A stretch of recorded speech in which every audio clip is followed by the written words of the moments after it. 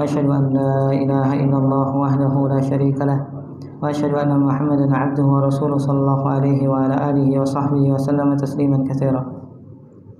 أيها الذين آمنوا اتقوا الله حق تقاته ولا تموتن إلا وأنتم مسلمون.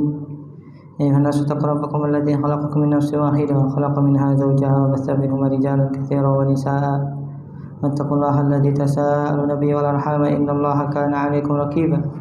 أيها الذين آمنوا اتقوا الله وقولوا قولا سديدا يصلح لكم أعمالكم ويغفر لكم ذنوبكم ومن يطع الله ورسوله فقد فاز فوزا عظيما.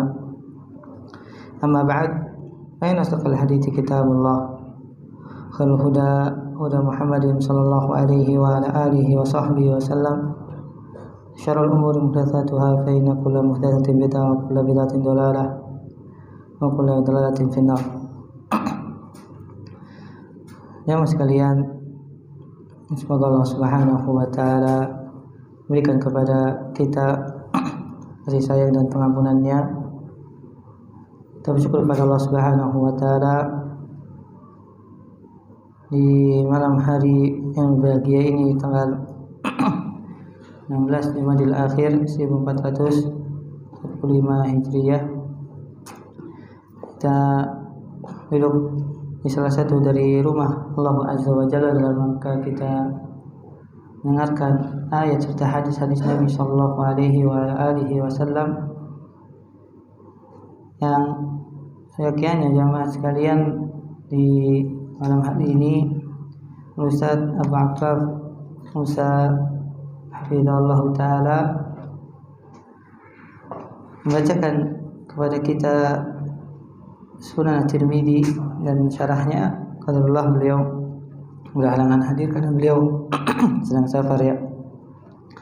Maka ana menggantikan beliau, semoga Allah Subhanahu wa taala berikan kepada kita ilmu yang bermanfaat dan Allah Subhanahu wa taala memberikan taufik kepada kita untuk mengamalkannya. Nah, jemaah sekalian, Bapak dirahmati Allah Subhanahu wa taala, ilmu bukan hanya sebuah wawasan. Ilmu bukan hanya sebagai perhiasan, tapi juga ilmu harus kita amalkan. Sebagaimana yang kita pinta di setiap salat kita. Ihdinas siratal mustaqim siratal ladzina an'amta 'alaihim ghairil maghdubi 'alaihim waladdallin. Ya Allah, berikanlah petunjuk kepada siratal mustaqim, jalan yang telah Engkau berikan nikmat kepada mereka, bukan jalan orang-orang yang dimurkai. Kata para ulama, orang-orang yang dimurkai adalah Yahudi yang mereka memiliki ilmu tapi jamaah tidak mau mengamalkan. Dan juga bukan jalannya orang-orang yang tersesat, yaitu Nasrani. Mereka beramal tanpa ilmu. Dan seorang muslim umat Nabi Muhammad SAW menggabungkan dua hal ini agar berada di atas siratal mustaqim. Pada kesempatan yang berbahagia ini, Ana ingin menyampaikan beberapa faedah yang Ana dapatkan dari daurah yang masih berjalan sampai insyaallah hari Jumat ya. Daurah dari salah seorang syekh, yaitu Syekh Husain bin Audah Al-Awaisyah hafizahullah ta'ala. Dia adalah salah seorang murid dari Syekhul Al-Imam Muhammad Nasiruddin Al-Albani rahimahullahu ta'ala. Tadi pagi ya, beliau menyampaikan sebuah perkataan yang indah. Maka ini akan kita bahas. Semoga mengingatkan hati yang lalai, kemudian menyadarkan hati yang jauh dari Allah Subhanahu wa taala. Kata beliau, sudah berapa kali kita sholat? Sudah berapa rakaat kita lakukan?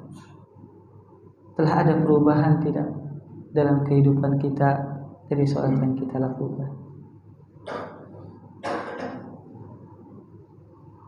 Dan perkataan ini kalau bukan berasal dari hati, tentu tidak akan masuk ke dalam hati para asatidzah saat itu, ya jamaah.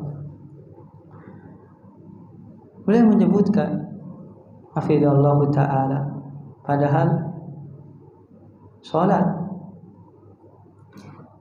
membuat Nabi SAW merasakan ketenangan, sebagaimana hadis yang kita ketahui, Nabi SAW pernah bersabda, wa ju'ila qurratu aini salat, dan dijadikan penyejuk pandangan dan kenikmatan dunia ini dalam apa?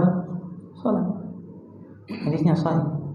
Juga dalam hadis yang lain, Nabi SAW pernah mengatakan, ya Bilal, adzin warihna bis salat.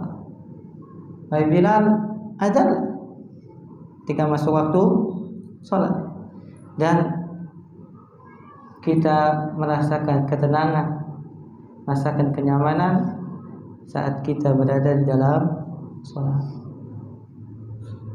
Nah, jemaah sekalian Allah Subhanahu wa taala, makanya Syekh Faqahullah menjelaskan kepada kita dari kitab beliau Fathul Alim min syarhi fi syarhi adiyati wa adhkari salati min at-takbir ila taslim. Ini buku yang berkaitan tentang syarah doa dan zikir di dalam salat, dari mulai takbir sampai salam. Dan beliau mengatakan, wafaqahullah, fa inna lis-salati 'indallahi manzilatan samiyah wa darajatan 'azimah. Sungguhnya salat di sisi Allah memiliki kedudukan yang tinggi dan juga derajat yang mulia.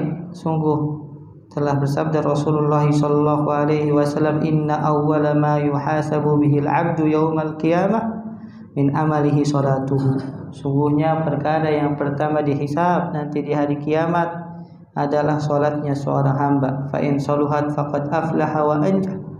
Siapa yang berhasil melewati hisab dalam perkara salat, dia lulus, maka dia telah beruntung dan telah selamat. Wa in fasadat faqad khaba wa khasir.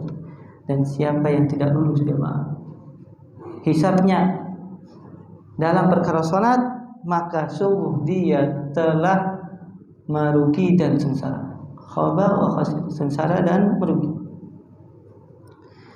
Fa in intaqasa min faridatihi syai'an qala rabbu tabaraka wa ta'ala unzuru hal li 'abdi min tatawwu'in fayukammila biha man taqasa min al-faridah thumma yakunu sa'iru amalihi ala dhalik. Kalau seandainya ada kekurangan dalam salat wajibnya, maka Allah berfirman, lihatlah apakah hambaku ini melakukan salat sunnah tatawwu, maka sempurnakanlah yang kurang dari kewajiban salat wajib yang dia lakukan.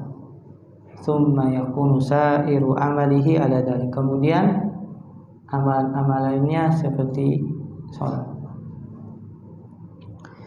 Dan jamaah sekalian yang Allah Subhanahu wa taala, ketika salat ini merupakan perkara yang agung, bahkan Allah mewajibkan salat langsung pada Nabi Muhammad SAW saat Nabi dimi'rajkan tanpa perantara, karena besarnya perintah salat.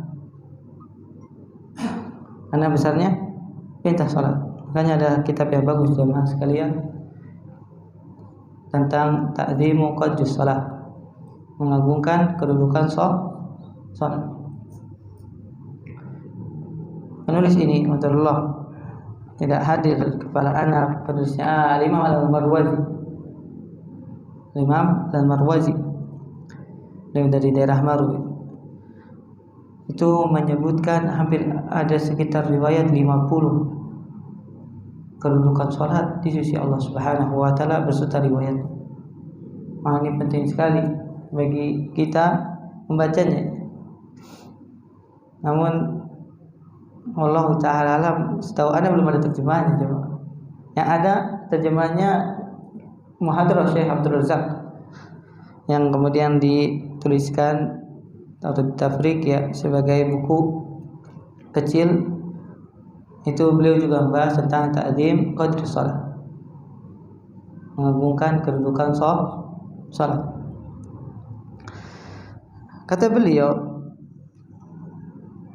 fala budda an ya'kila al-mar'u ma yalfaduhu min tilawatin wa dzikrin wa du'ain hatta yuhaqqiqa hadzal maqsad al-'azim wa litasmu'a manzilatuhu indallah wa ta'lu makanatuhu. Maka wajib an yakin untuk memahami jemaah. Tapi kalau bahasa Arab mungkin berat ya antum belajar. Lagi waktu yang sangat sibuk. Tapi jangan sampai jemaah antum dalam kehidupan antum enggak pernah menghatamkan zikir sholat. Maksudnya apa? Maknanya. Semuanya dalam bahasa Arab. Kalau antum tidak bisa menyisihkan waktu untuk belajar bahasa Arab atau untuk memahami apa yang dibaca imam di salat jahriyah, paling tidak dalam kehidupan antum punya target, antum harus memahami seluruh apa yang Anda baca saat sholat.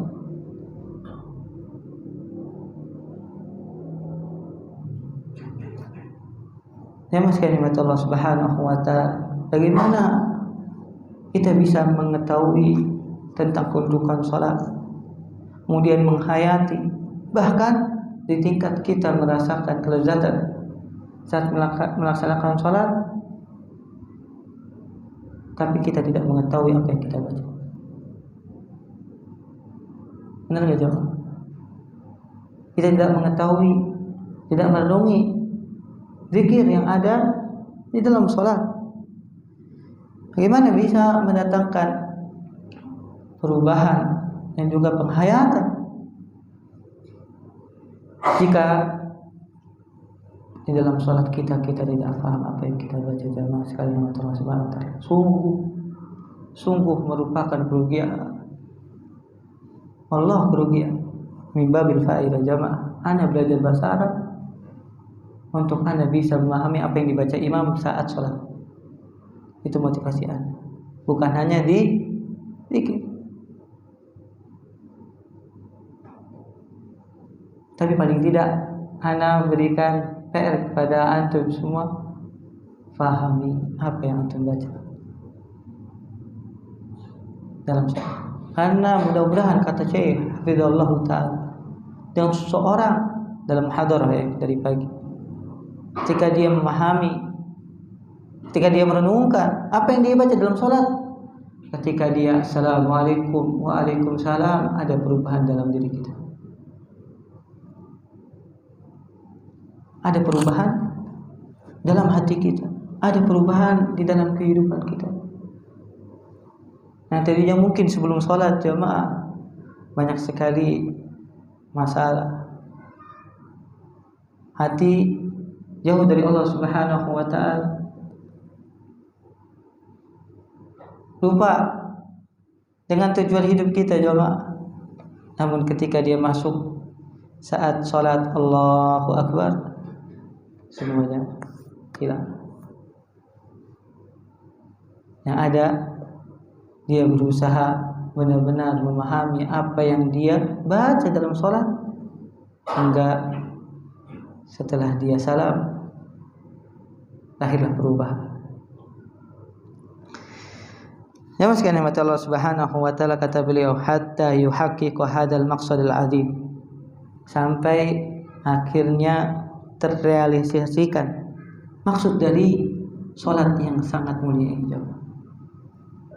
Jemaah, satu-satunya ibadah yang tidak ada uzur seseorang untuk meninggalkannya, walaupun dia hanya bisa menggerakkan matanya.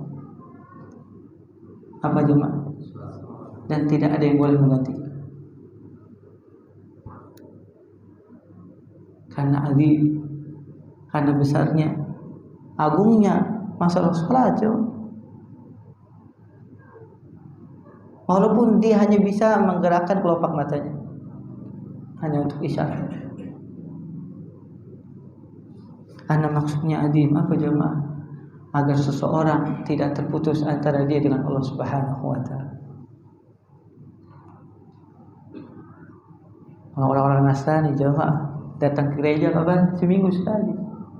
Ngapain seminggu sekali? Udah gitu sekarang banyak yang tinggalin nih, Allah musta'an. Nah, kaum muslimin alhamdulillah. Sehari Allah Subhanahu wa taala wajibkan paling tidak 5 kali. Tapi 5 kali di sisi Allah 50 kali. Karena besarnya ibadah salat jemaah. Kalau seandainya kita benar-benar merenungkan maksud dari diperintahkannya ibadah salat, walitasmu manzilatuhu indallah, agar kedudukan di sisi Allah Subhanahu wa taala apa jemaah tinggi. Nah, dalam hadis disebutkan, hadis yang diriwayatkan oleh Imam Bukhari, bahwasanya salah seorang sahabat Rasulullah SAW yang biasa mengambilkan air wudhu, Nabi Shallallahu Alaihi Wasallam bertanya kepadanya, jamaah, salli, mintalah kepada, mintalah apa? Kepada. Maka sahabat ini berpikir, kemudian mengatakan, Rasulullah, ini manzilatan ma'aka fil jannah. Berikanlah kedudukan agar aku bisa bersanding denganmu di surga. Ya, sahabat Rasulullah SAW adalah seorang pemikir ulum yang pandangannya ke depan. Sahabat ini tidak meminta dunia, karena dunia sebanyak apapun sedikit dan itu akan habis. Tapi yang dia minta adalah kedudukan di mana? Di akhirat.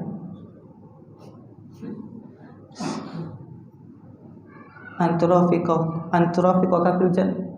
Aku minta agar menjadi rafiq, jadi sahabatmu di surga ya Rasul. Maksudnya satu rating dengan Nabi SAW. Karena surga itu bertingkat antara satu derajat dengan derajat yang lainnya berapa jemaah? Mana sampai kajian? Mana Arif? Abu Hanifah. Salatana. Ma bainal manzilah fil jannah.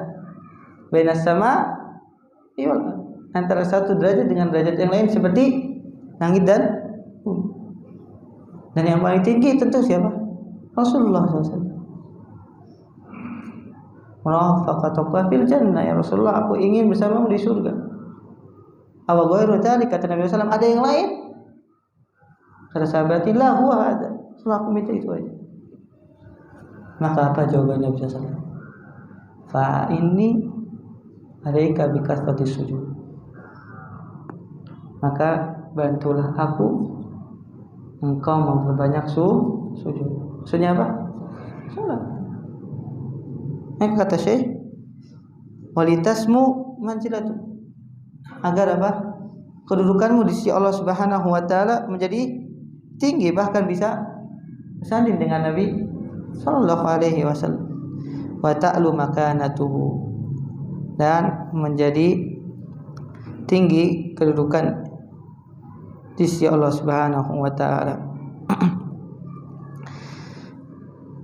Jamaah sekalian Allah Subhanahu wa taala, di antara zikir yang kita coba renungkan agar memberikan perubahan dalam hidup kita adalah zikir jamaah Allahu Akbar. Siapa yang pernah menghitung 2 rakaat saja, berapa kali kita mengucapkan Allahu Akbar? Jemaah,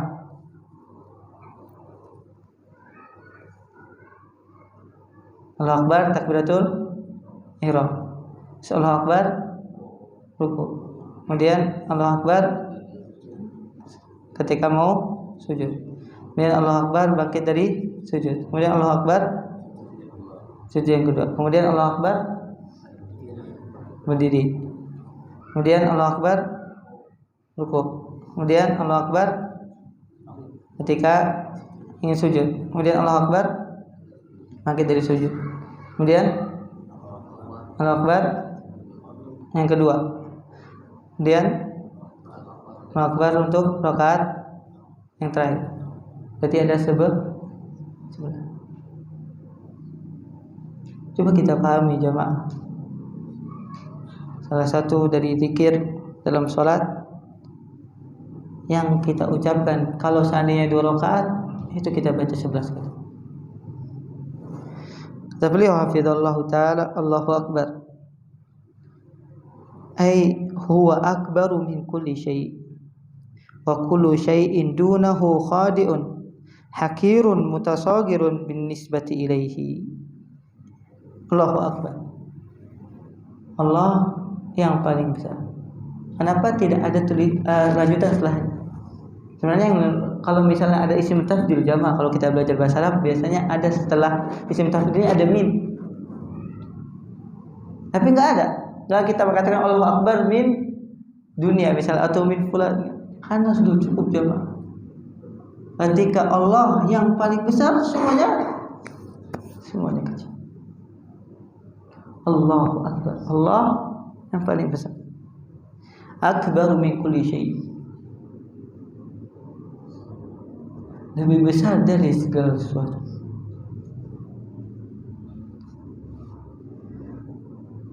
Ya mas sekalian, rahmat Allah Subhanahu wa taala. Makhluk apa yang antum paling lihat terbesar dalam kehidupan? Ayo jawab. Atau benda lah. Benda atau makhluk. Antum paus apa lagi? Gajah. Gedung-gedung ada yang pernah lihat? Siapa yang pernah umrah? Berzam-zam ya. Sholat antum doa ke atas sih susah coba.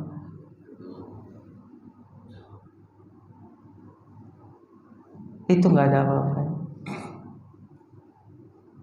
Tanya Abu Zamzam itu 800 km. Itu salah satu menara tertinggi. Ada yang Burj Khalifa katakan 1 kilo ya, 1 kilometer. Itu katanya yang tertinggi. Itu hanya bangunan atau gunung, insyaallah yang besar. Itu nggak ada apa-apanya jemaah sekali. Apalagi manusia.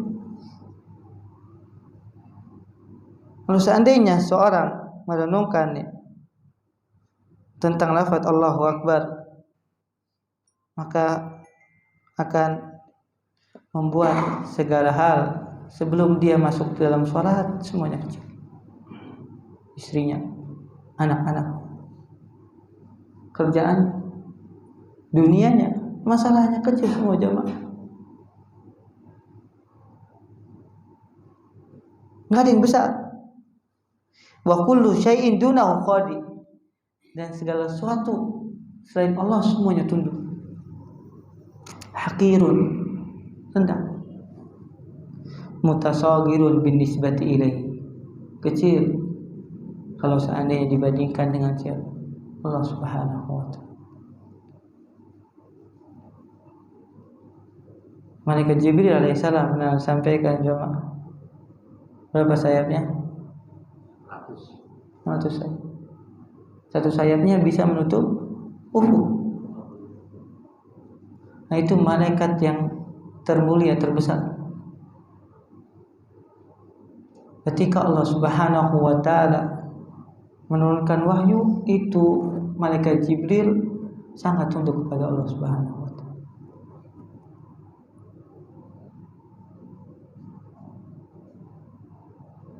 Jibril alaihissalam. Karena besarnya Allah Subhanahu wa taala. Hatta idza fuzzi'a an qulubihim, kata Allah Subhanahu wa taala dalam surat Saba, sampai Allah hilangkan dari hati mereka ketakutan, baru mereka akhirnya bisa mengangkat kepala itu. Masalahnya kita tidak mengerti apa makna Allahu Akbar. Itu Allahu Akbar kita sudah hafal sejak kita menghafal doa salat. Sejak TK misalnya sudah diajarkan Allahu Akbar, Allahu Maha Besar. Tapi besar hanya dalam sebuah perkataan, tidak besar dalam hati kita. Wa ma qadarullah haqqa qadri wal ardu jami'an qabdatuhu yawmal qiyamah was samawati matwiyatun bi yamin subhanahu wa ta'ala amma yusyrikun. Dalam surat Az-Zumar, wa ma qadarullah haqqa qadri, dan mereka tidak mengganggukan Allah Subhanahu wa ta'ala dengan sebenar-benar wal ardu jami'an qabdatuhu yaumal qiyamah. Dunia yang kita tempati ini itu hanya ada dalam satu genggaman Allah Subhanahu wa taala. Was samawati matwiyatun bi yaminih, dan langit itu hanya Allah Subhanahu wa taala jadikan dalam genggaman tangan kanan. Nah, suci Allah Subhanahu wa taala apa yang telah mereka sekutu. Ya mas, nikmat Allah Subhanahu wa taala.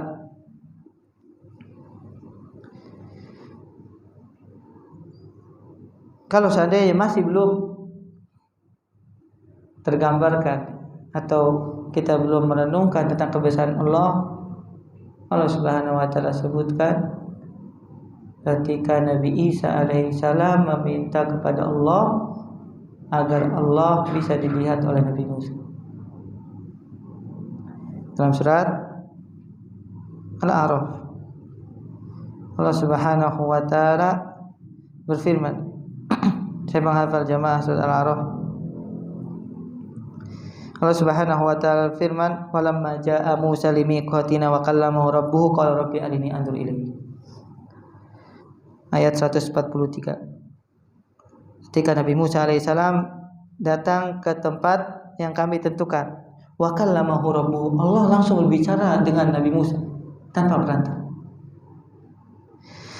Qala rabbi arini anzur ilaik, ya Allah, biarkan aku melihat dirimu. Qala lan tarani, kata Allah Subhanahu wa taala, wahai Nabi Musa, engkau tidak akan bisa melihatku. Walakin inzur, akan tapi lihat, ilal jabal, kepada sebuah gunung yang ada di hadapan. Fa in istaqarra makanahu fasawfa tarani, kalau gunung itu masih kokoh berada di tempatnya, tidak hancur, maka kau bisa melihat. Ini baru melihat jemaah.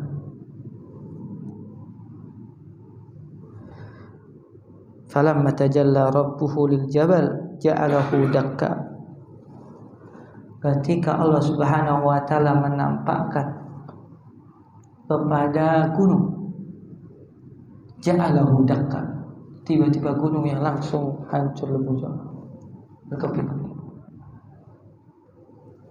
Wa kharra Musa sa'iqan, Nabi Musa kan gak kuat melihatnya, pingsan dia. Gunung yang sebesar itu tiba-tiba menjadi debu.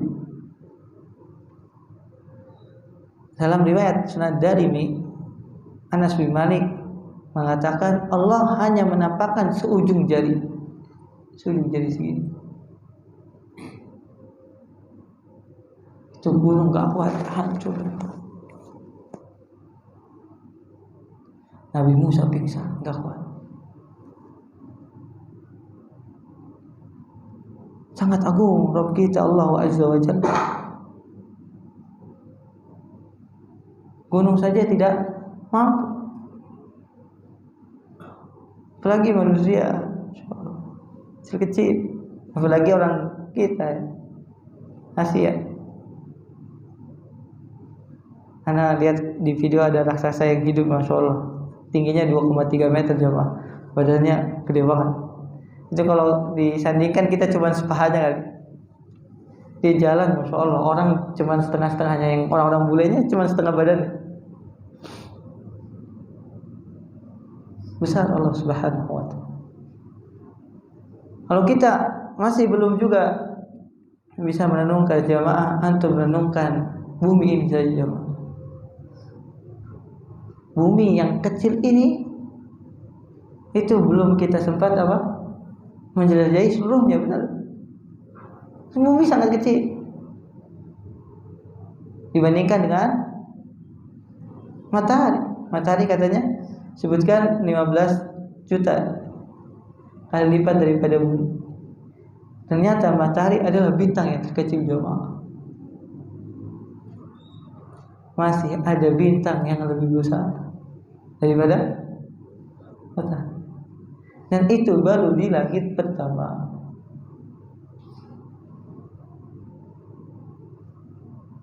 Ada yang mengatakan masih di langit dunia, bukan langit pertama.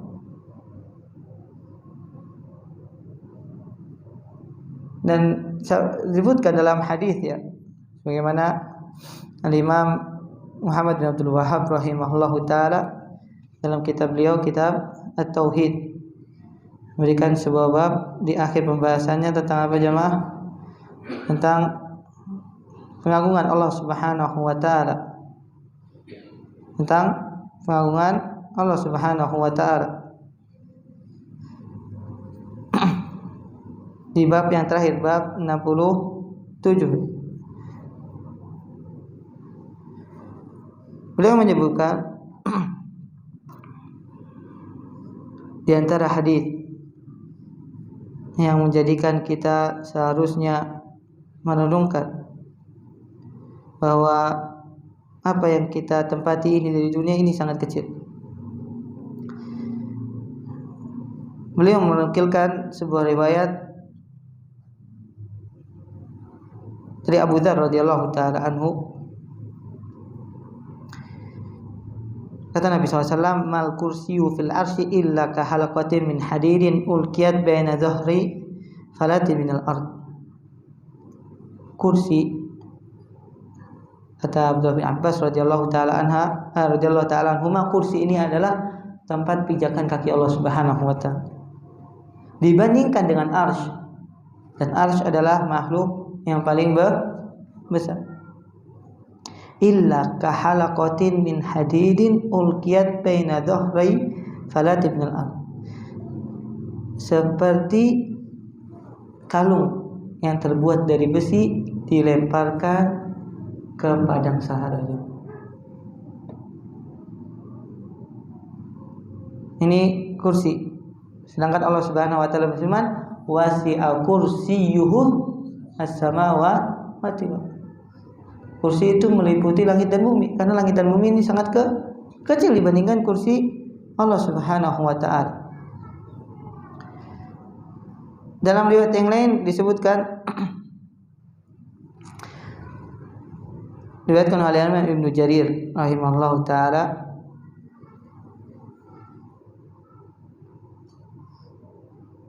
bahwasanya Rasulullah SAW bersabda, mas samawatu sab'u fil kursi illa kadarhimi sab'atin ulqiyat fi tursi. Tidaklah kursi dibandingkan arsy. Tidaklah langit yang 7 dibandingkan dengan kursi, kecuali seperti 7 dirham yang dilemparkan ke atas tameng perisai. Kita tahu perisai digunakan zaman dahulu jemaah. Itu perbandingan 7 langit, seperti 7 dirham yang dilemparkan ke atas perisai. Perbandingan itu langit dengan kursi. Yang tadi kursi dengan, dan Allah lebih besar dari itu semua. Makanya jamaah sekalian, Husain bin Ali bin Abi Thalib, Husain Ali bin Husain bin Ali bin Abi Thalib, ini dikenal Zainul Abidin, ketika ingin sholat jamaah sekalian dengan Allah Subhanahu wa taala, berubah rona wajahnya. Orang-orang di sekitarnya bertanya, "Wahai Ali, kenapa engkau berubah saat mendengarkan suara panggilan sholat? Seperti seorang yang ketakutan." Maka kata Ali bin Husain bin Ali bin Abi Thalib radhiyallahu taala rahimah, bukankah kalian tahu siapa yang kita akan menghadapi? Masalahnya jamaah, kita tidak hadir pengagungan. Namun saat kita di hadapan manusia, Allahul Musta'an, di hadapan pembesar, di hadapan pemerintah, kita persiapkan bahkan jauh-jauh hari jamaah, mau pakai baju apa kalau kita mau ketemu seorang yang memiliki kedudukan, karena kita mengetahui akan kedudukannya. Tapi kenapa kita tidak pernah sadar akan kedudukan dan kebesaran Allah Subhanahu wa taala, pencipta manusia dan seluruh alam semesta jemaah? Maka hadirkan Allahu Akbar, makna ini dalam salat kita, semoga akan merubah kehidupan kita. Yang tadinya kita tidak percaya dengan Allah Azza wa Jalla mampu memberikan jalan keluar dari setiap masalah, mampu membahagiakan saat seorang berada dalam kesedihan, saat dia mendapatkan musibah, maka ketahuilah Allah lebih besar dari hal tersebut. Allah mampu memberikan kepadanya kemudahan setelah kesulitan. Allah mampu memberikan kesembuhan saat dia berada di atas penyakit dan penderitaan. Allah Subhanahu wa taala mampu merubah keadaan dia saat dia benar-benar merasakan bahwa Allah Subhanahu wa taala adalah akbar min kulli syai. Allah Subhanahu wa taala lebih besar dari segala sesuatu.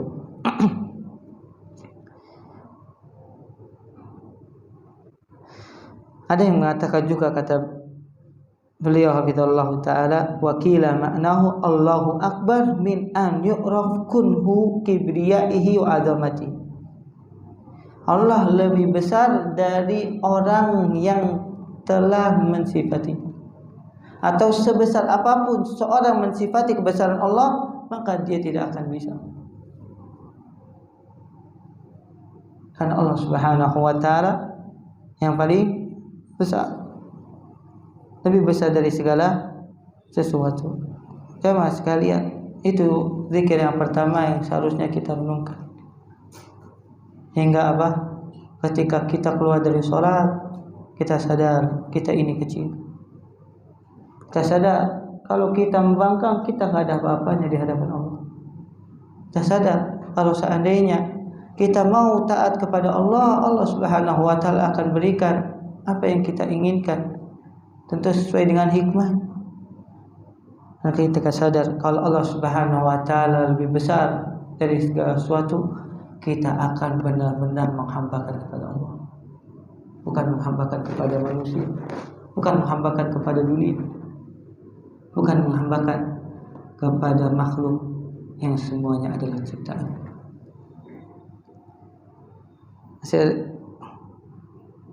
3 menit lagi jamaah.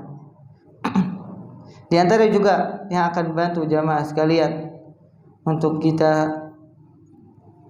mendatangkan perubahan dalam kehidupan kita adalah merenungkan zikir di dalam ruku dan sujud kita. Yang biasanya antum baca apa jamaah? Subhana Rabbiyal Azim wa bihamdi, atau ada tambahannya, dan juga Subhana Rabbiyal A'la. Ya mas, karena Allah Subhanahu wa taala ini juga di antara zikir yang sering diulang, terutama dalam keadaan sujud, karena setiap rakaat pasti sujud dua kali. Sama sekali rahmat Allah Subhanahu wa taala, kita coba renungkan. Zikir subhana rabbiyal azim. Maha suci Allah Subhanahu wa taala. Rabbiyal azim. Rabbku, Tuhanku yang azim, yang maha agung.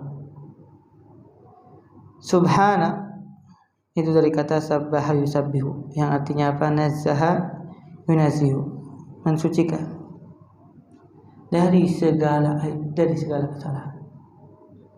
Ya mas sekalian, ketika kita sedang ruku, itu adalah keadaan di mana manusia benar-benar tunduk. Makanya tidak boleh sifat ruku ini kecuali kepada siapa? Allah Subhanahu wa taala, apalagi sujud.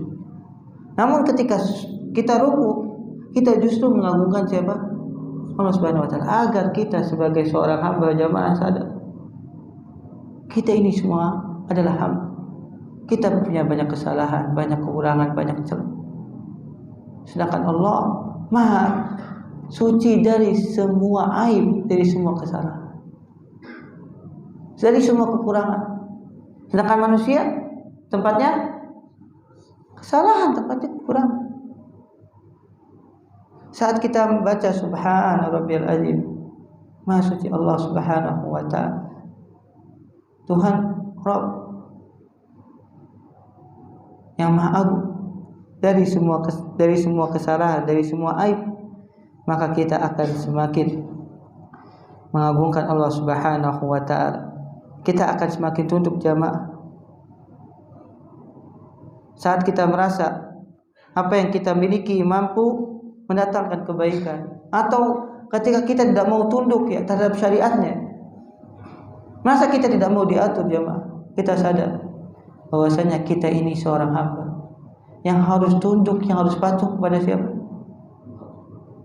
Kepada Tuhan kita, kepada pemilik kita, kepada Allah Subhanahu wa taala pencipta kita. Ya Allah Subhanahu wa taala Maha besar, Maha agung. Tidak ada yang lebih besar, tidak ada yang lebih agung dari siapa? Allah Subhanahu wa taala. Maka sungguh Allah lebih pantas untuk kita ibadahi, untuk kita persembahkan segala bentuk ibadah.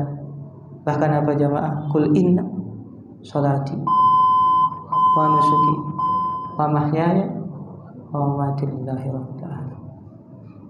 Sama seperti saya. Fadal azan terlebih dahulu jamaah.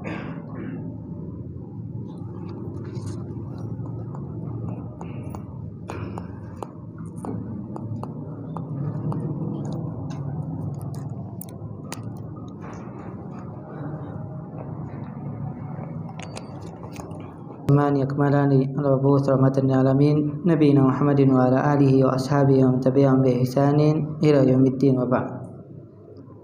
Nama sekalian yang Allah Subhanahu wa taala, kita lanjutkan kembali renungan dari zikir ruku dan sujud jamaah. Subhana, Maha suci Allah Subhanahu wa taala dari segala kekurangan, dari segala aib, dari segala celah yang membuat kita semakin bertambah penghambaan kita kepada Allah. Tuhan selain Allah Subhanahu wa taala semuanya memiliki kekurangan. Tuhan-Tuhan yang disembah selain Allah Subhanahu wa taala semuanya memiliki kekurangan. Tapi kita menyembah Allah Subhanahu wa taala, Tuhan yang semua kekurangan tidak ada padanya. Semua nama, sifatnya, perbuatannya itu semuanya sempurna, tidak ada celah. Yang membuat kita juga jamaah renungkan bahwasanya syariat yang Allah Subhanahu wa taala turunkan itu pasti mendatangkan kebaikan, walaupun akal kita tidak sampai. Makanya ketika kita ruku, kita benar-benar tunduk jamaah. Apa yang Allah Subhanahu wa taala perintahkan, kita lakukan gitu. Dan apa yang Allah Subhanahu wa taala larang, kita jauh. Karena kita tahu apa yang Allah Subhanahu wa taala perintahkan pasti mengandung kebaikan karena kesempurnaan ilmu dan kebijaksanaan. Walaupun mungkin di antara kita atau di antara kaum muslimah yang mereka belum bisa menerima jemaah karena beratnya. Tapi ketahuilah, dengan kita mengatakan subhana rabbiyal azim, Maha suci Allah, kita menyadari bahwasanya segala hal yang Allah Subhanahu wa taala syariatkan itu tidak ada kekurangan, tidak ada cacat. Beda dengan peraturan manusia. Pasti mendatangkan maslahat, dan setiap hal yang dilarang pasti mendatangkan keburukan. Kemudian kita renungkan Rabb, apa yang dikatakan atau apa yang terkandung dari makna Rabb jamaah sekalian. Rabb dalam bahasa Arab maknanya al-malikul mutasarrif, raja yang mengatur segala sesuatu. Dari bumi dan langit ini diciptakan jamaah, sebelum ada manusia, itu semua yang mengatur adalah siapa? Allah Subhanahu. Maka ketika kita memanggil Allah Subhanahu wa taala atau berzikir dengan Rabb, kita benar-benar mengakui bahwasanya Allah Subhanahu wa taala yang memiliki dunia dan seisi. Kemudian yang mengatur dunia dan seisi. Allah Subhanahu wa taala yang memberikan ilham kepada seluruh makhluk untuk melakukan apa yang Allah Subhanahu wa taala perintah. Kalau seandainya binatang atau tumbuhan, maka Allah Subhanahu wa taala akan memberikan ilham kepada mereka untuk tumbuh, untuk melakukan apa yang mereka lakukan. Dan juga Allah Subhanahu wa taala memberikan rizki kepada mereka. Dan ketika kita merenungkan tentang makna Rabb jamaah, maka seorang akan merasa tenang.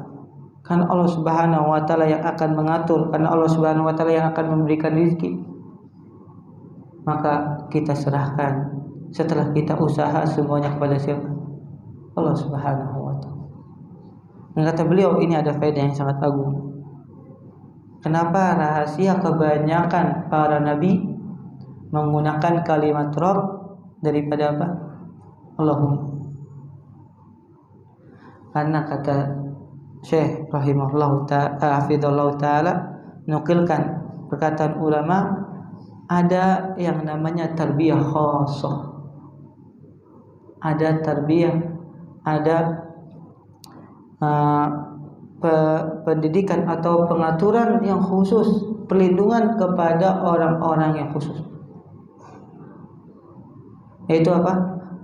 Agar mereka semua mendapatkan taufik untuk berada di atas hidayah, kemudian melakukan ketaatan dan meninggalkan kemaksiatan, dan taufik untuk mendapatkan manfaat serta menjauhi keburukan. Ini tarbiyah khasah. Makanya para nabi dan rasul memanggil di dalam doa mereka Allah Subhanahu wa taala, meminta dengan nama Allah. Makanya sifat setelah Allah Subhanahu wa taala dalam Al-Qur'an, dalam Al-Fatihah, setelah nama Allah yang besar yaitu Allah, alhamdulillahi rabbil alamin, penguasa, pemilik segala sesuatu, pengatur segala sesuatu, yang menjadikan seseorang semakin ketika ruku ataupun sujud jamaah dia mengagungkan siapa? Allah Subhanahu wa taala. Dan kalau dalam ruku apa? Al-Azim. Subhana rabbiyal azim, Maha suci Engkau ya Allah Rabbku yang maha agung. Dan agung, azim itu hampir sama dengan al-kabir atau besar. Nah, itu kita sudah bahas. Adapun al-a'la, subhana rabbiyal a'la, Maha suci Engkau ya Allah Rabbku yang maha tinggi.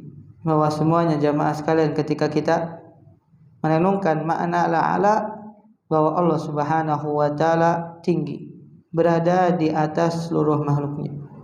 Makanya sungguh sangat heran jamaah orang yang mengatakan atau ada yang dikatakan sebagai ustadz, ketika dia tidak mau meyakini Allah Subhanahu wa taala berada di atas langit.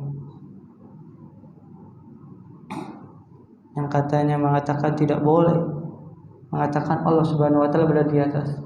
Padahal ketika ditanya, "Ustaz, zikir di sujud apa yang antum baca?" Subhana rabbiyal adna atau subhana rabbi fi kulli makan. Nanti yang dia baca subhana rabbiyal a'la. Masya Allah, Rabb yang berada di tempat yang paling tinggi. Kata Nabi Shallallahu Alaihi Wasallam ketika berdoa, zikir di awal, huwal awwalu falaysa qablaka syai', huwal akhiru falaysa ba'dahu syai', huwal apa? Awal wal akhiru wal zahir, wa huwa zahir wa laysa fawqahu syai'. Az-zahir maknanya adalah tidak ada di atas Allah selain dari Allah Subhanahu. Dan semua makhluk berada di bawahnya jemaah. Makanya yang tadi juga yang membuat kita heran ketika mereka yang meyakini Allah Subhanahu wa taala tidak boleh ditentukan tempat dan arah. Ketika mereka bersyahadat, gimana tangannya? Gimana tangannya? Asyhadu an la. Nggak ada yang gini jawab, atau yang gini. Antum pernah lihat ada yang gini? Asyhadu an. Kata para ulama, al-lisanuhu yukadzib walakin usbu'uhu yusaddiq. Lisannya dia bisa berdusta atau mendustakan, tapi apa? Jarinya tidak bisa. Ini fitrah yang Allah Subhanahu wa taala tanamkan dalam hati manusia. Makanya salah satu kitab yang sangat indah juga karang oleh Al-Imam Ibnu Qayyim rahimahullah taala, kitab beliau Ijtima' Al-Juyush Al-Islamiyah ala muharabati al-qadariyah wal mu'attil asal. Beliau menyebutkan banyak sekali ayat yang menunjukkan bahwasanya Allah Subhanahu wa taala berada di atas langit. Bahkan dalam dunianya beliau menyebutkan 2000 ayat jemaah. Berapa? 2000 ayat. Berarti sepertiga Al-Qur'an itu menunjukkan bahwasanya Allah Subhanahu wa taala berada di atas. Beliau menyebutkan riwayat sampai kepada binatang jemaah. Binatang saja tahu bahwasanya Tuhan mereka berada di atas. Dan kata beliau, ini sangat indah sekali.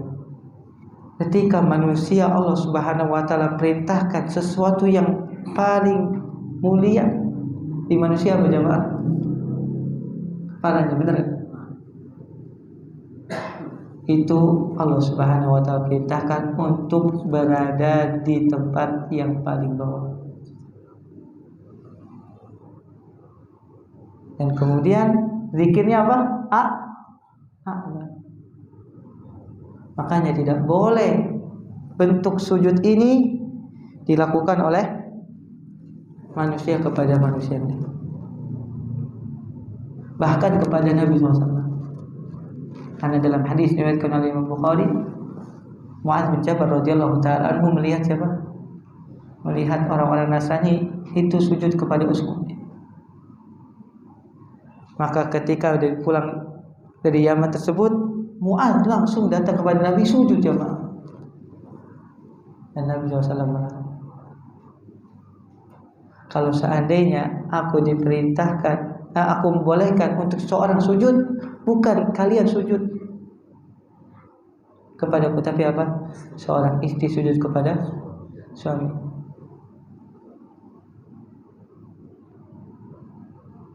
Ketika seorang sujud jamaah, tempat yang paling rendah ditempelkan oleh badannya yang paling mulia. Kemudian zikirnya ternyata menunjukkan ketinggian Allah Subhanahu wa taala. Dan kalau seandainya jamaah seorang mengetahui tentang kedudukan sujud, niscaya dia tidak ingin bergegas untuk mengangkat kepala. Makanya kata Nabi SAW, aqrab baina abdi wa rabbihi, aqrabu baina abdi wa rabbihi apa? Fi sujud. Falyaksir minad du'a. Kata Nabi SAW, kata Nabi SAW, antara dirinya dengan Allah Subhanahu wa taala kedudukan yang paling dekat adalah apa? Dalam keadaan sujud. Maka perbanyaklah dia meminta.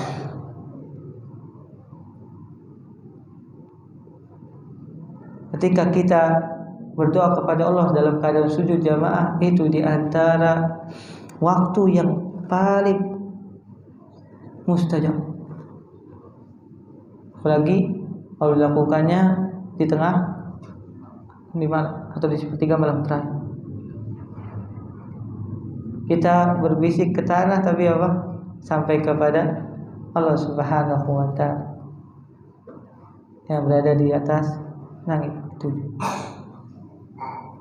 Maka jamaah sekalian, sujud ini kesempatan, keadaan yang paling menunjukkan ketundukan seseorang pada Rabb-Nya. Berbanyaklah kita meminta kepada Allah. Dan jamaah, jangan pernah kita merasa doa kita tidak dikabulkan, terutama ketika sujud. Karena ini di antara keadaan Allah Subhanahu wa taala pasti akan mengabulkan doa hamba. Ya mas kalimat Allah Subhanahu wa taala itu berapa zikir. Sebenarnya ada satu lagi jamaah yang kering kita lalaikan ya, padahal doa ini sangat indah, yaitu doa di antara dua sujud. Rabbighfirli warhamni wajburni warfa'ni wahdini wa'afini warzuqni. Namun kayaknya waktu yang batasi kita jamaah, mungkin ada satu atau dua pertanyaan, insyaallah di kesempatan yang lain kita akan bahasnya. Wassalamualaikum warahmatullahi wabarakatuh. Muhammadin wa ala alihi wasallam. Padahal mungkin ada pertanyaan jamaah, silakan. Assalamualaikum. Bagaimana kita menghadirkan sholat itu kan hanya menghadirkan jasad saja. Bagaimana untuk menghadirkan hati kita kepada Allah Subhanahu wa taala dengan sesungguhnya? Banyak manusia ini hanya menghadirkan sholat saat jasadnya akan hatinya belum. Nah, menghadirkan hati ini perlu latihan jemaah. Kalau seandainya kita sudah paham, maka kita coba mulai praktikkan. Karena terkadang kalau seandainya kita pandai mengucapkan tapi hati tidak mengikuti kita, benar guys? Maka di antara selain kita memahami jamaah sekalian akan makna zikir adalah kita berusaha jamaah sekalian. Ketika hadir saat sholat itu dalam keadaan tidak terburu-buru.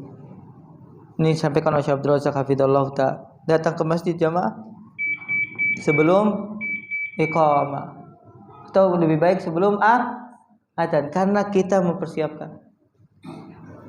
Ini ada salah satu cara agar menghadirkan apa? Hati saat sholat. Bukan terburu-buru datang langsung apa? Allahu Akbar. Kita belum bersiap. Hadallahu ta'ala alam. Sallallahu alaihi wa sallam ala nabiyina Muhammadin wa ala alihi wasallam. Manfaat. Subhanallahi wa bihamdihi asyhadu an la ilaha illa anta astaghfiruka wa atubu ilaik. Assalamualaikum warahmatullahi wabarakatuh.